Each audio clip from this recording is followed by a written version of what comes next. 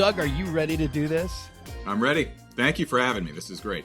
Well, I've been looking forward to it, and I have to tell you, this is going to be probably the most unconventional episode of Horsepower Heritage ever, because there's going to be very little to do with cars in this one, but I had to have you back on because when I had you on to talk about Diesel, it was one of the most popular episodes. I still am hearing how much people like that, and I think it comes down to your abilities as a storyteller. It wasn't anything to do with me. It was all about you. So, Oh, I think it had to do with Diesel, and we can call back to Diesel a ton. I mean, as you know, there are tons of tie-ins to Diesel. He's in this book. He's the reason this book came to be. You know, I only knew about Nobel through research on Diesel, and we've got the fuel angle covered here with all the Russian petroleum and current events and stuff. So, but thank you. You're welcome. And the new book, The Lost Empire of Emanuel Nobel, which I have here. It's dog-eared and beat up, and I got all sorts of highlights and underlines. It really adds context to the mechanized age and to how important all of this was to the development of motor cars, but also there are so many things in this history that you've written that mirror what's going on even today. Mm-hmm. And I know we'll get into some of that as well. For sure. It's, it was kind of haunting to be writing some of it and you realize, my gosh, this is the same dynamic at play 100+ years later. Right. The more things change, the more they stay the same.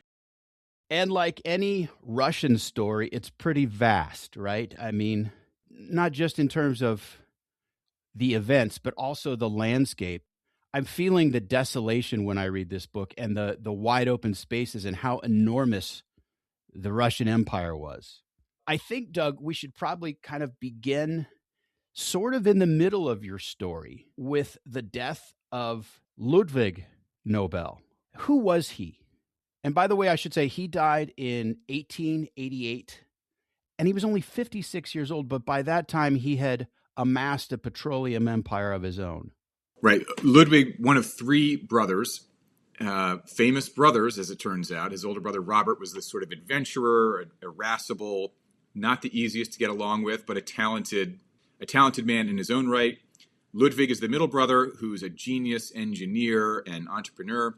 And then the youngest of the three brothers is Alfred Nobel, who is the one the world has come to know and was also very successful as a chemist, invented dynamite. And the three brothers worked together in Russia. They basically grew up in Russia from the time they were single digits, moving from Sweden. Ludwig, he really kind of cleaned up the mess after the father's bankruptcy. The father had been building munitions and undersea mines and rifles and engines and things for the Tsar's military throughout the 1840s and 50s. Many of the bombs that the father built were used in the Crimean War by the Russian Navy. Then that business went bankrupt after the Crimean War. Ludwig cleaned up the mess and then established his own amazing munitions factory near Saint Petersburg. And they got this crazy order from the Tsar. We need 100,000 rifles. And in order to build the rifles, they needed hard wood to build the shoulder stocks of the rifles. And so Ludwig, who was really the boss, sent his older brother Robert down to the Caucasus in southern Russia, where they had these walnut trees, supposedly 80 feet high, and great supply of timber for the rifles. So Robert goes down there, which, back then this was more than 1,000 miles to travel. You could either go by the Volga River or by, horse and carriage. This is in 1873. Down goes Robert. He passes through Baku in present-day Azerbaijan along the Caspian Sea, which is this ancient landscape. It's the site of Jason and the Argonauts. This is almost like a mythological landscape. It's kind of a crossroad of cultures, isn't it? Yes, it's right sort of on that hinge of East and West. So it's half Asian, half European. It's been contested land between, Muslim and Christian armies for centuries and centuries. And as Robert passes through, he sees pools of oil on the ground in this area that is this sacred fire worshipping area from these ancients who was sort of worship the eternal flame. It's full of petroleum. And so he's like, to cut a long story short, he's like, screw this. We're not buying walnut trees and wood for rifles. We're buying land for oil. So he takes this bag of silver rubles that his brother had given him to buy the wood and buys land instead. And suddenly the Nobels, who have incredible technological know-how building engines and munitions, are in the oil game. And around there, the only way people were getting the oil was skimming it off the surface of these pools or digging small wells with shovels. Then the Nobels come in with a lot of technical know-how, a lot of money, and they kind of mirror the playbook that Rockefeller has established in America. Standard Oil was founded in 1870, so these guys buy land in the Caucasus 1873. So Rockefeller's already sort of established the way to do this well. And the Nobels come in, and suddenly they're head and shoulders above everybody, and they build one of the great petroleum concerns in the world. And they're about 20 years late to the game in a sense. Oil in Pennsylvania, the oil boom started, I think, in about 1859. So we're talking 1873 when he visits Baku. So Rockefeller is already a baron. Right. He's the global leader by far. Then Ludwig, fast forward 15 years, Ludwig dies, as you say, in 1888. His son Emanuel, who was then 29, takes over. And by this time, Baku is up and running. And the Nobels are doing great. There are a number of other competitors in there, but nobody on the level of the Nobel company. It's called Brothers Nobel, Nobel Brothers Petroleum Company. And in 1888, Ludwig dies. Emanuel takes over, but it's big enough that the Tsar wants to come see. Traditionally, the only thing they're exporting out of the region is grain from, this sort of Ukraine and other parts of southern Russia. Now the Tsar realizes, I've got this incredible oil natural resource in the Russian Empire. So he comes to sort of kick the tires on the Nobel operation in 1888, at a time when Standard is still the gorilla, still the global market gorilla, but the Nobels are coming for them. Yes, and there's another threat in Europe, which is the Rothschild family, who are also oil barons. That's just one of their businesses. They're very diversified. Yeah, there are 5 brands. So there was Meyer Rothschild from Frankfurt, Germany. He had 5 sons. He sent one son to each of 5 different cities. Paris was one, London another. So the Paris branch, the French branch of the Rothschild family, has enormous experience in owning and trading commodities, nickel, copper, things like that. They've also built railroads. So they get into the oil game as well in southern Russia. They buy up some smaller refineries and drilling operations and enter as a new competitor to the Nobels, thinking, well, we're this massive, very wealthy family with expertise in this area, so we'll pretty much knock the Nobels off the pedestal of first place in no time. But doesn't happen. They never really approach the Nobels in any way, and ultimately sort of wave the white flag of surrender and try to sell out to the Nobels, who only increase their market share and dominance in the region. And that potential competition from Rockefeller and the Rothschilds, that's just one obstacle in Emanuel's way. Constantly, he's trying to juggle like external threats. Mm-hmm. Another interesting fact is that he got Russian citizenship, which was very important because someone in the company had to be Russian by law. Is that right? Yeah, there were a couple things that were in his favor and some not in his favor. For one thing, the anti-Semitism in the region was in Russia was as bad as anywhere. There was legislation that really hindered Jewish-owned businesses, and so that was a problem for the Rothschilds as a Jewish family. So that actually gave Nobel a bit of an advantage. His main headquarters was in Saint Petersburg, and he was close with government ministers and with the royal court. So that sort of played to his advantage. In 1888, after Ludwig had passed away and Emanuel had taken over the operation and the Tsar came to visit, he was so impressed that at the end of the visit in Baku, he came down to Baku to sort of see the whole Nobel infrastructure. He offered Emanuel citizenship, which was a huge advantage. There were laws. They were trying to develop a sort of bit of self-reliance in the economy. So they insisted that there be Russian representation on the board of directors and in the executive team of all the companies there. And so that gave Emanuel a big leg up to actually be considered a Russian citizen, with establishing deals and establishing his sort of control of at least the domestic market.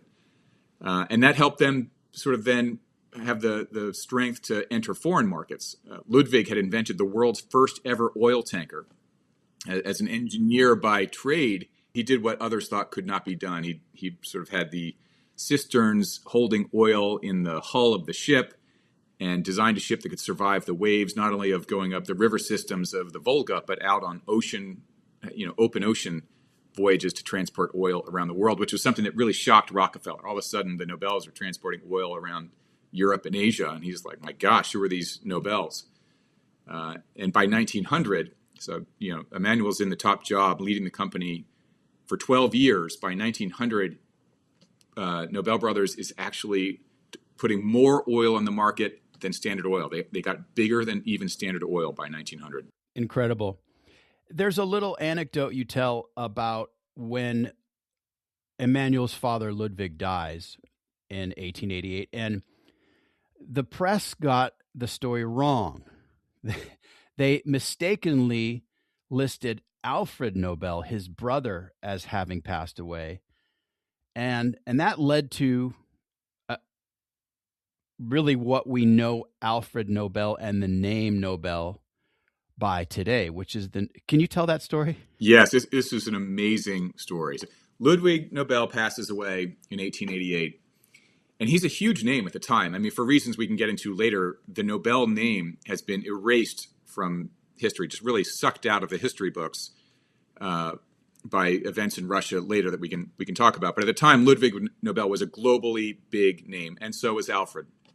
So Alfred had moved back to Paris. He'd invented dynamite and become a millionaire in his own right. But Ludwig had a much bigger operation in Russia than Alfred did. When Ludwig died, it was a big enough deal that it was covered around the world. But the newspapers in France, where Alfred lived, mixed it up. So they thought Alfred had died. And so they printed the obituary. And Alfred, having invented dynamite, which had many uses. It was used for mining and construction of railroads. Dynamite was important as an industrial matter, but it was also used as a weapon of war. And so the Paris newspapers called him a merchant of death, and that Alfred Nobel has passed away, the person responsible for more deaths than anyone in human history. And so it was a pretty scathing obituary. But Alfred was alive and well to read this and thought, my God, this is not how I wish to be remembered. And so he ended up changing his will based on this terrible obit that he read of himself, and that led him to establish the Nobel Prize. And so he left. And when he passed away, he had 33 million Swedish kroner. 31 of the 33 he left to establish a prize for the person in the previous year who had done the most to benefit mankind. And so this erroneous obit is what actually led to the Nobel Prize. That was true of so many of these, whether you call them robber barons or magnates or whatever. So many of them realized late in life that maybe their legacy would be a little bit shaded by their business activities. And so they established all kinds of nonprofits and charities and things like that. Yeah, I mean, the Rockefellers did it too. They try to gild the legacy a little bit, knowing that they've maybe cut a few corners along the way to get where they are. And also that whole idea of war profiteers and, as you say, merchants of death, which was a pejorative applied to a lot of people over the years, particularly in the late 19th century and then up through World War I. Yeah, that was a very common sentiment with people. We are still seeing that today. I mean, people complain all the time about the military-industrial complex and Lockheed Martin and what have you. Mm-hmm. Mm-hmm. So Emanuel is fully in control. His uncles were kind of doubtful, but he had learned well from his father, and he took the reins quite adeptly, I would say. This is also the advent of the era of the motor car. 1885, Carl Benz develops his patent motor wagon. His wife, Bertha Benz, takes it on its first drive. I think it was 60 kilometers between two cities. And it's a tricycle. It's got tiller steering. It's a single cylinder, pretty rudimentary, but it is revolutionary. It is.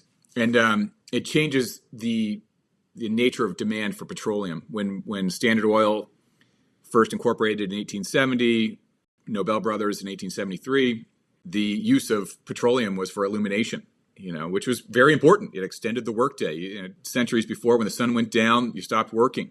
But with illumination, you could extend human productivity around the world. So it was key, but it was not like the combustion engine. When that comes along, and we have, as you say, cars, combustion engines on ships, they switch from coal to fuel oil for the navies around the world by World War I. The internal combustion engine, the diesel engine, changed the nature of the demand for petroleum, and now it's actually it's critically important for war and industry.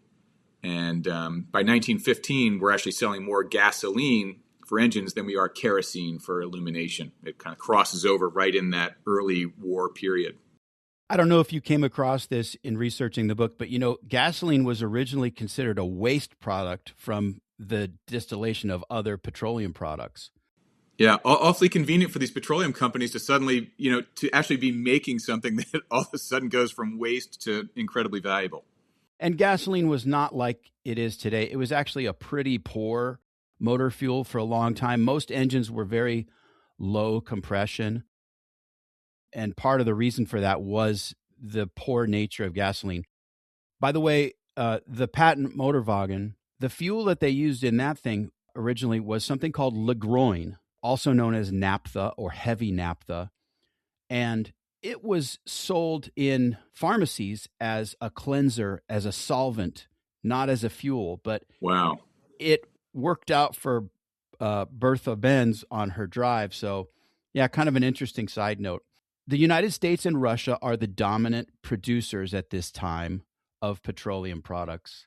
As you say, it's now the era of the internal combustion engine.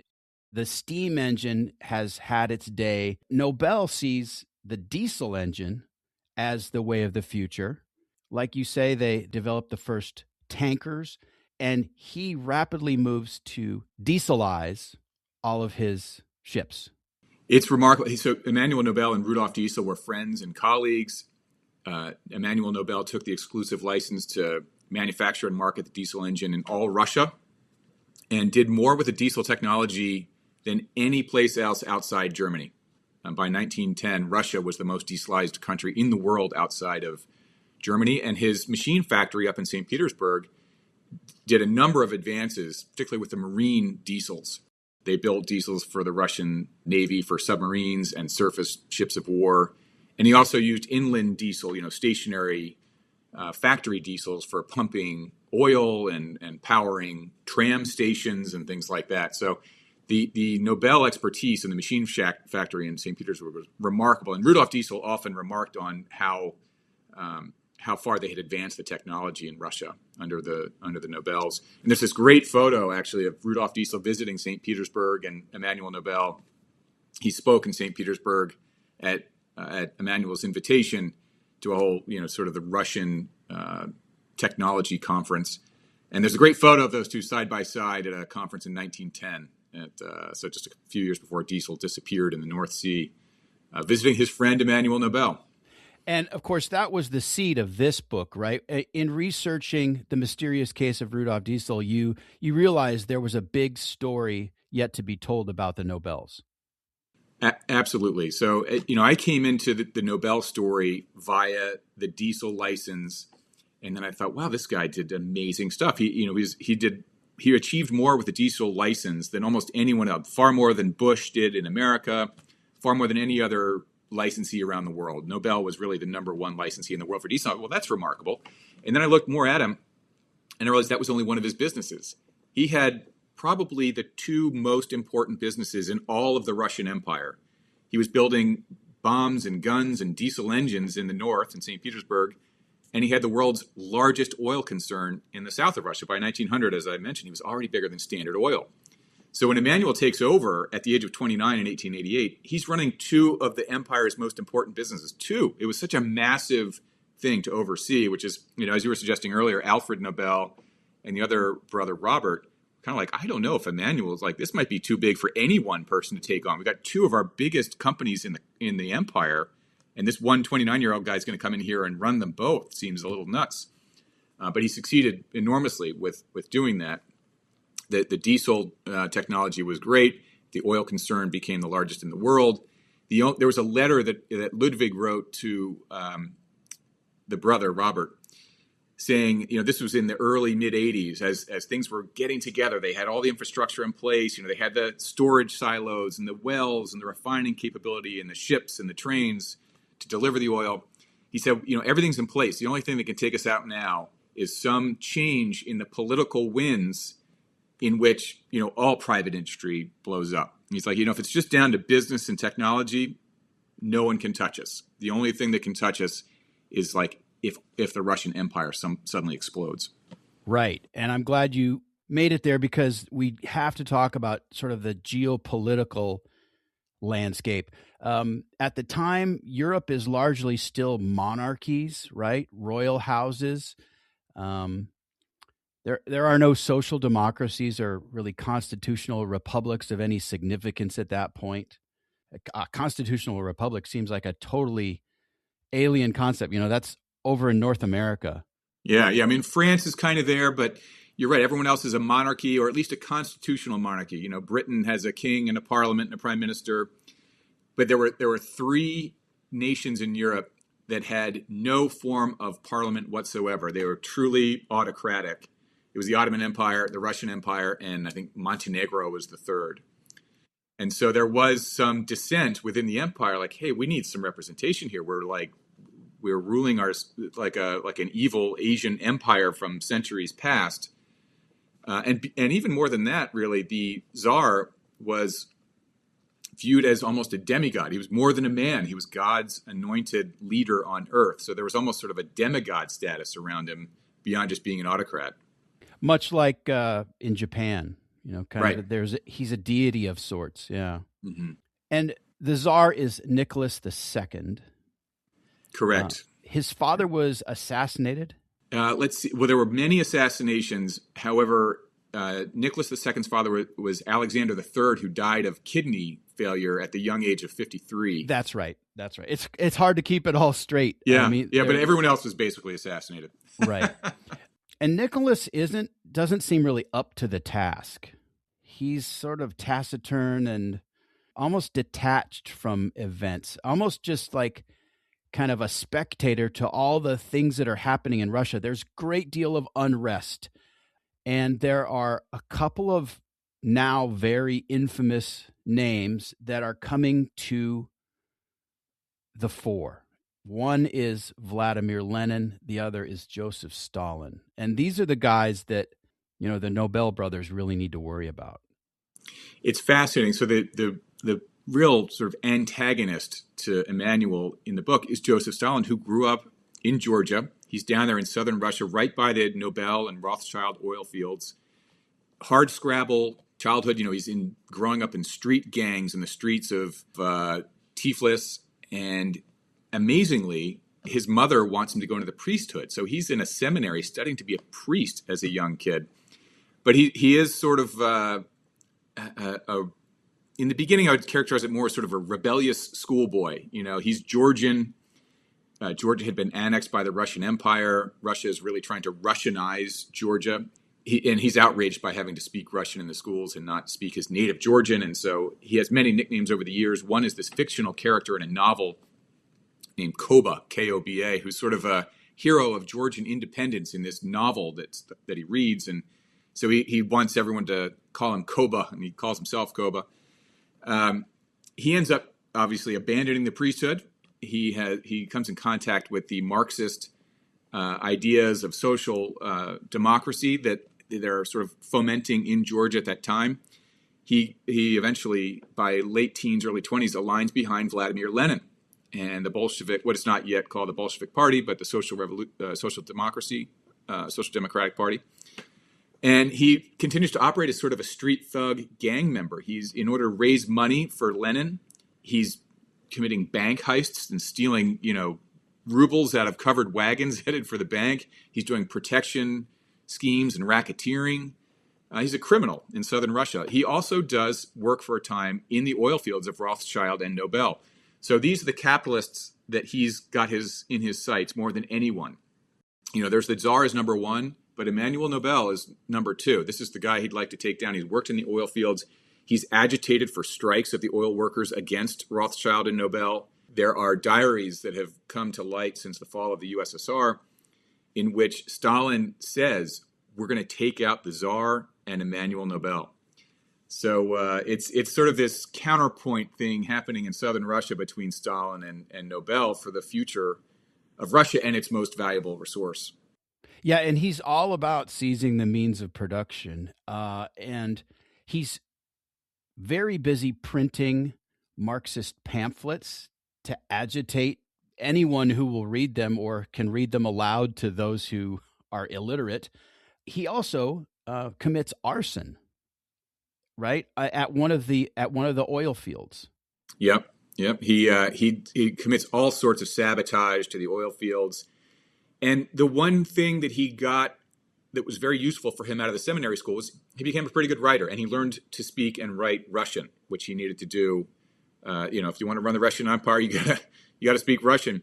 And he used the distribution networks of the oil companies against them. So he'd print all these pamphlets that were illegal. He had an illegal underground printing press. He would write Marxist doctrine and pamphlets and then disseminate them on the trains and the ships. He would sort of pack them away. And so the Tsar and his secret police are wondering, how are these pamphlets getting all around the empire in cities everywhere? And it was because he was using the oil distribution network against the empire. He would pack his pamphlets in there and send stuff out to cities all over the empire. He's crazy like a fox, isn't he? That's right. Yeah. Now, by 1905, there are some political reforms. The Tsar sees that there's a lot of unrest, and he's kind of trying to appease people. But Stalin is full revolutionary gangster. Lenin is the de facto leader of the coming revolution. And Nicholas is totally unprepared for the changing political winds. Yes, Nicholas is a full believer in the autocracy. He's not looking to reform as some of his ancestors had. Alexander II, grandfather of Nicholas II, freed the serfs 2 years before Lincoln freed the slaves. And he had very reform-minded policies. He was sort of going to open up Russia, and he was going to move to more of a constitutional monarchy, much in the way that Western Europe had. He was looking to westernize and modernize the Russian Empire. And then, there are all sorts of attempts on his life. And he's like, whoa. It's like, now I'm going to crack down. And so he sort of alternated between reform and repress. Ultimately, he was assassinated. And then Alexander III came in the wake of his father's assassination. He cracked down and had a very repressive regime. Nicholas II believed in the autocracy, but as you said earlier, he was kind of a feckless, weak leader, and he was recognized as such by all of his ministers. In 1905, this is the era of a mini revolution in Russia. It's Bloody Sunday in Saint Petersburg, where thousands are killed. There were insurrections all around the empire, including in southern Russia and Baku, where the oil fields are.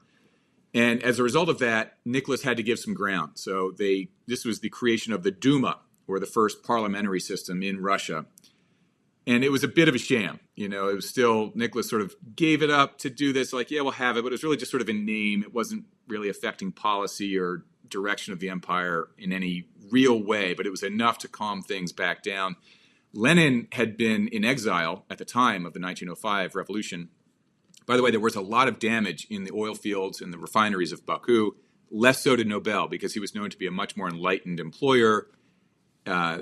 His employees were treated very well. He built schools and housing, and he built facilities for leisure time. And his employees were very loyal, and they actually proudly called themselves Nobelites. So it was a matter of pride to work for the Nobel operations in Baku, as opposed to the other oil companies, which were much more gruesome places to work.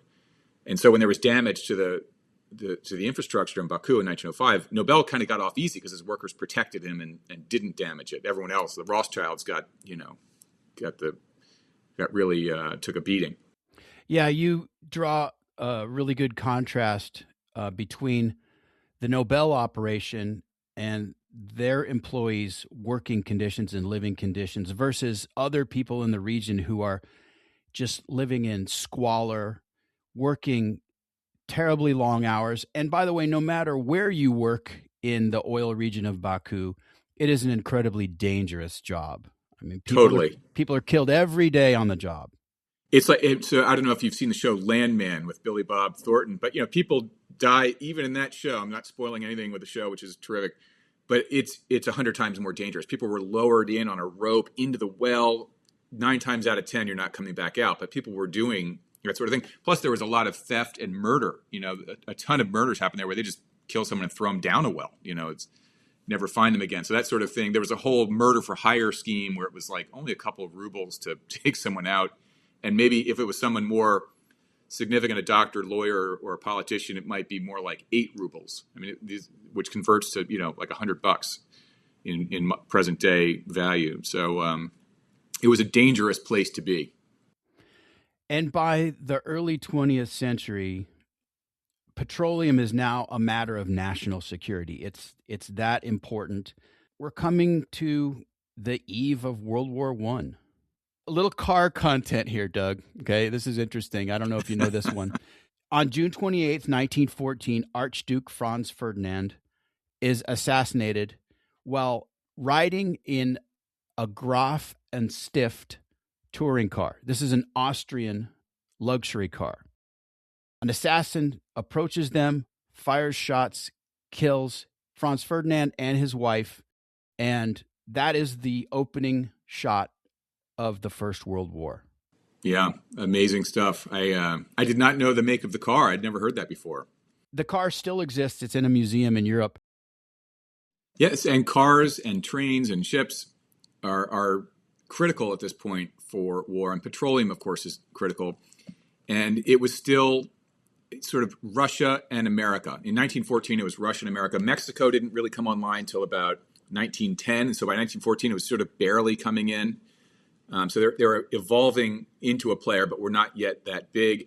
And in the Middle East, Churchill had bought up some ownership stakes in Middle Eastern oil capacity, but that was still coming online as well. It was still America and Russia's game for the most part. Yeah, isn't it weird to think of a world in which the Middle East is not a factor in this yet? I mean, it's crazy. Yeah. I mean, they're in my lifetime, and obviously a little bit before, they've been completely associated with petroleum. And I think like there was a time when that was not at all it. That was not what they did at all. And all of the sort of geopolitical machinations we see today swirling in the Middle East, well, a lot of that has to do with oil. That was true in Russia in the time period of the Nobels. It's certainly a factor when the First World War breaks out. Everybody wants control of the oil. And Stalin, having come from the region and worked in the oil fields of the region, understood it better than anyone. He was always in Lenin's ear saying, we got to get in there. We got to take that oil. It's critical. But everyone kind of knew it. The German army was trying to get to Baku. The Ottoman Turks were trying to get there. The Japanese, the British, the Americans, and both the red and the white forces of what eventually became the Russian Civil War. They all were trying to get Baku, such that Baku was changing hands, almost weekly. It was slaughter, blood in the streets constantly. There were ethnic wars between the Armenians and the Azerbaijanis, the Turks, the British. There was this British force led by General Lionel Dunsterville, who had inspired a character in the Rudyard Kipling novels called the Dunster Force. But it was only a few thousand Brits, but they held Baku briefly for a time until they were chased out by the Turks. Finally, of course, it lands in Soviet hands due to Stalin's machinations. But it was just an impossible place for someone like Emanuel Nobel to run a business. It was, he was in hiding for much of this, but it was just, the turmoil, the political turmoil in Baku was incredible. The Dunster Force was a surprising detail. I had no idea that had happened. And I kind of think of them as sort of proto-commandos. They're really far from home. They're not well supplied. It's a small force. They're kind of hitting where they can, controlling what they can, but they're hanging way out there on their own. Yeah, their mandate initially, again, it was just a few thousand British soldiers. They're there while the Great War is still going on. And their initial mandate was like, just keep Germany out. We're not really trying to take it for Britain, but we're trying to make sure Germany doesn't get it. Because that will just completely resupply them and fire them back up on the Eastern and the Western front if the Kaiser and the German forces can get the oil of southern Russia. So that was their initial mandate. And then toward the end of the war, certain people like Churchill were recognizing that the Bolshevik communist threat was perhaps the greatest threat he now faced. And so he was already arguing, before the war was over, he was saying, we think we're going to win this war, but we're going to have to keep Germany kind of strong as a buffer against this growing communist threat in Russia, which is actually the greater threat. And so there was an argument for sending a much larger British force and a much larger American force in to just clean up Russia. You know, that the Tsar by this time was not only deposed, but was murdered. And the new government was forming. The Bolshevik leadership was very shaky. People thought that might fall. It was very unstable. But in the end, they decided to, as one diplomat called it, just let Russia, sort of stew in her own mix and just sort of stay out of it. But the case for intervention was made by Churchill and others, saying with 100,000 troops, we can go in there, we can clear out these crazy Bolshevik communists and get a more stable government in there and make sure that they don't become a longer-term threat. But on the heels of 4 years of brutal war, no one had the appetite to extend things and send hundreds of thousands of troops into Russia for yet another war.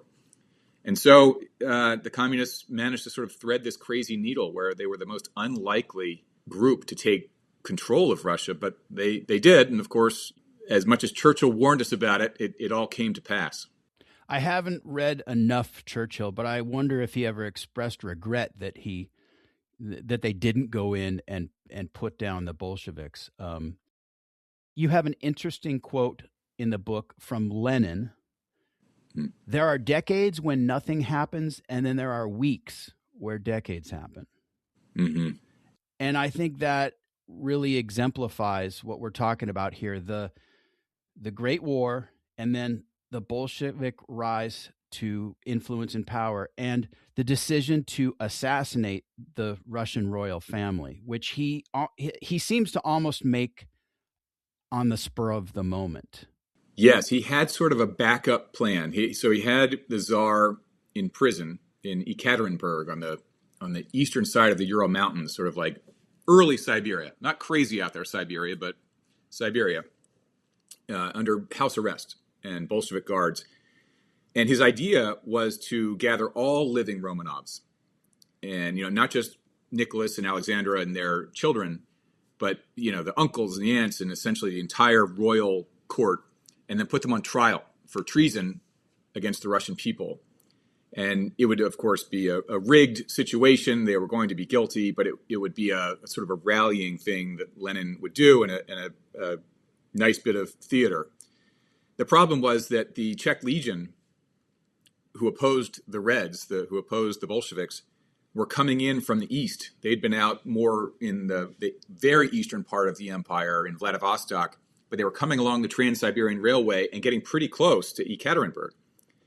And Lenin feared that if the Tsar were freed, he would be a banner around which everyone could rally. The one thing he had going for him in the Civil War was that the Red Army of the Bolsheviks knew what they were all doing. They were very disciplined. They were sort of on message. The White Army was really a gathering of sub-armies that all had slightly different interests. The only unifying thing among the White armies was that they hated the Bolsheviks.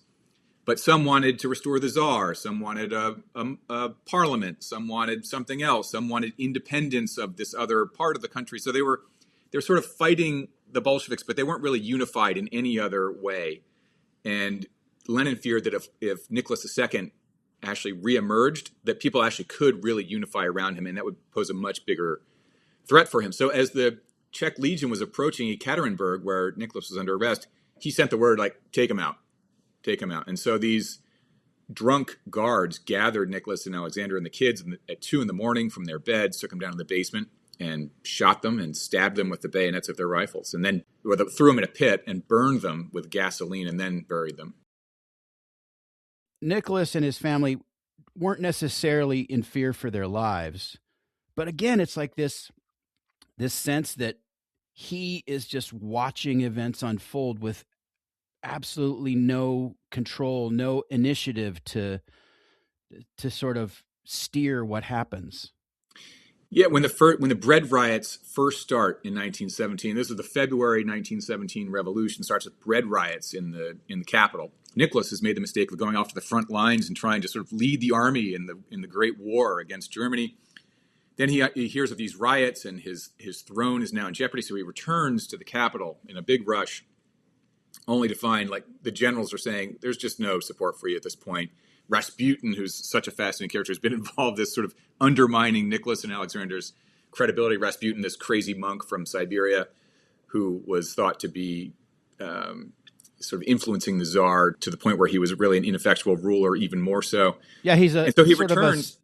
Sorry, Rasputin is a Svengali character, right? He's mesmerizing. Somehow he's enchanted them.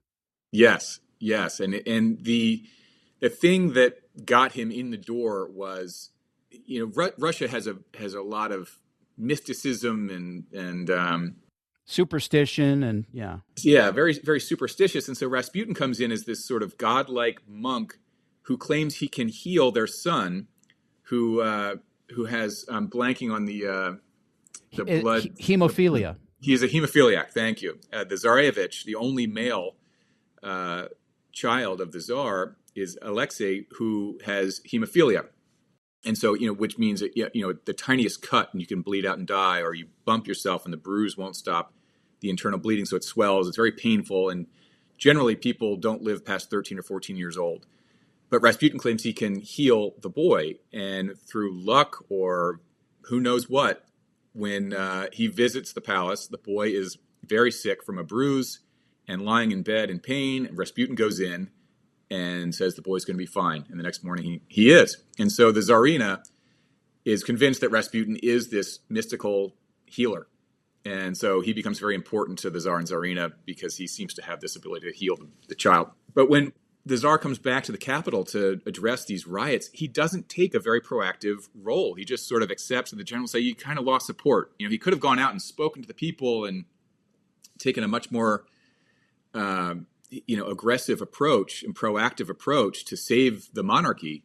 But he just sort of acquiesced in the end. He sort of stayed in prison in the Winter Palace, and, events really took control of him rather than the other way around. And there was a provisional government under a guy named Kerensky, but that didn't last. The Bolsheviks, they got the camel's nose under the tent in the Duma, right? And then they have all these Duma seats, I think, and eventually Lenin comes to power. And that's the end of things. And, Nicholas and family are murdered.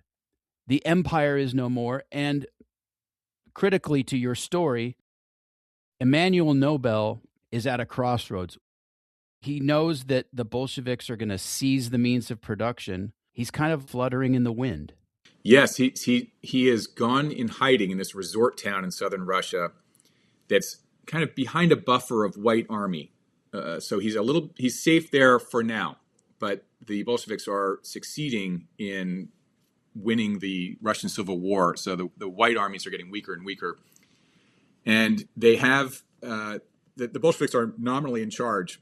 They control the capital. They control most of the major cities, but they're still at war in the Civil War. But they're operating the empire, and so they do issue a decree of nationalization. So they in name take over all these businesses. They don't fully control Baku yet in the oil fields. They've left the Nobel employees and executives in charge there. But as they take it over, they don't really have the expertise to do what Nobel has done. So they can say we have the oil fields, but they don't have the know-how to drill and refine and transport the oil. They still need Nobel to make sure that the oil keeps flowing. They can take it over, but then it might just slow to a trickle because they don't know what they're doing.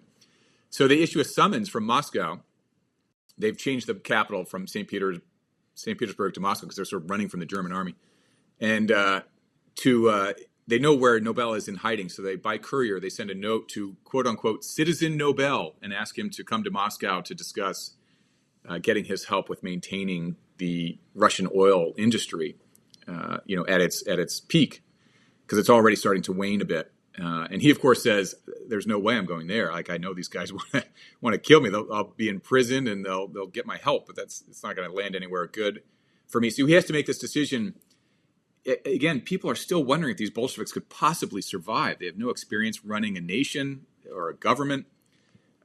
People are still thinking that the West is going to be very opposed to them, which they are. I mean, the communism, the whole idea was an international revolution. The communist ambition is to see a Bolshevik-style revolution in every one of these European countries. And so these European governments are thinking, well, we don't want these guys around.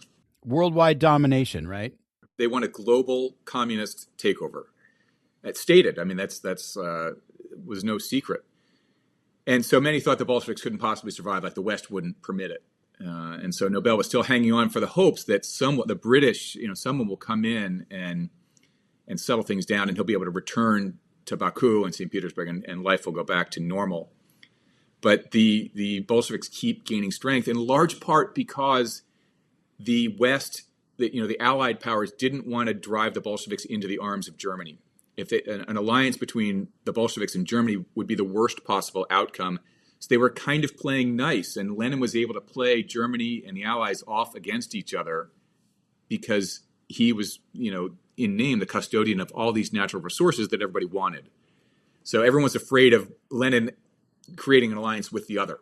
It's pieces on a chessboard, isn't it, Doug? Yeah. I mean, but so finally Nobel is faced, the Red Armies are getting close to where he is in hiding.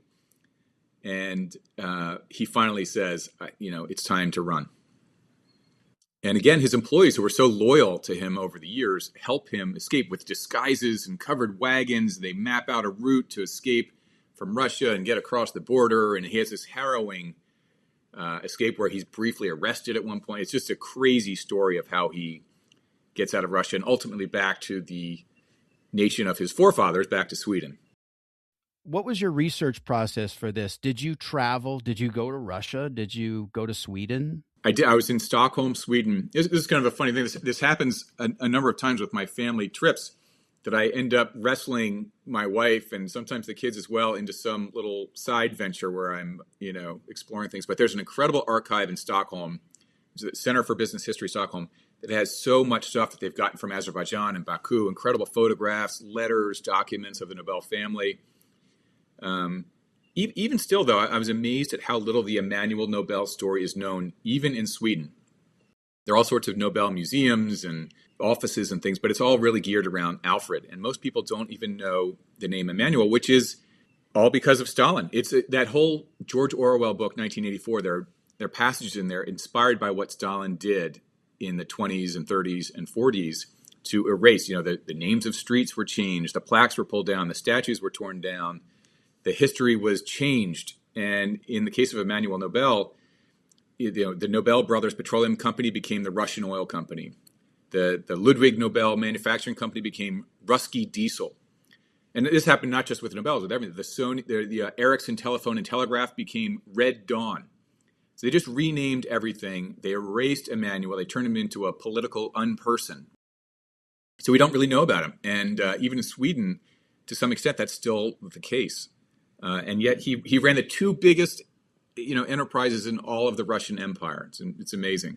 Fascinating. Yeah, I mean, Stalin would even go so far as to liquidate people he saw as a threat, and literally airbrush them out of photographs. Yes. It's funny you see this. There are a few interesting side-by-side photographs. Even Trotsky, who became an adversary, there was a rival for the succession. When Lenin had 3 strokes and died, there was at a young age, and this was in 1923, so he was still very young, and there wasn't a clear succession plan. Stalin, of course, worked to develop secret alliances and oust Trotsky, who was really thought to be the number 2, and he does outmaneuver Trotsky in the end. He actually gave Trotsky the wrong information for Lenin's funeral, so Trotsky missed the funeral. By the time he showed up, Stalin had already sort of engineered some alliances to be the successor. And Trotsky became this exiled rival. And Stalin and his historians changed the history of Trotsky's involvement. Trotsky had really been the leader of the Red Army. Not only did Stalin try to change that history, but he'd take old photographs that had Lenin and Trotsky in there together. And he'd, as you said, he'd airbrush Trotsky right out of the photograph. Yeah, amazing. And Stalin, the name Stalin, it means stone heart, right? Or something like that. I think it might be Man of Steel. Man of Steel. I'm sorry. Yeah, that's what it is. Yeah, I mean, he really was, right? Stalin ruled until 1954, I think. He finally, only death could take him out of power. That's right. So, Yeah. well, it's a fantastic book, The Lost Empire of Emanuel Nobel. Douglas Brunt, thanks again, man. I love talking to you. It's a wonderful story. I can't wait to see what you got for us next. So fun talking to you. There's another one coming up. And The Lost Empire of Emanuel Nobel is available now. It's published by Atria Books. Doug, thank you. Thank you.